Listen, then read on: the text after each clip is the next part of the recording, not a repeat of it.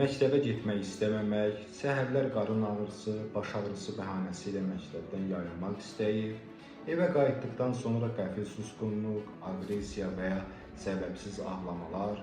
məktəb və dərslər haqqında danışmaq istəməmə, özünə inamın azalması, mən bacarmaram, məni heç kim sevmir kimi ifadələr, yuxu problemləri, kabuslar, gecə oyanmaları və ya yuxusuzluq, qiymətlərin qəfil aşağı düşməsi, dərslərə marağın itməsi,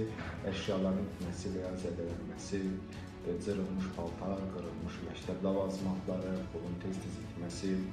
dostlardan və ailədən uzaqlaşmaq, tək qalmağa üstünlük vermə, psixosomatik şikayətlər, müayinələr normal olsa da davamlı səhhəti ilə bağlı şikayətlər etməsi,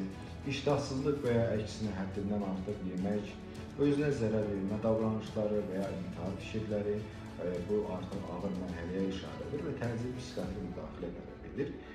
Saydığım bu əlamətlər uşaqlarda məktəb zorakılığına işarə edən davranışlardır. Çox təəssüf ki, vaxtında aşkarlanmadığı üçün bəzən çox ciddi fəsadlar da verə bilir.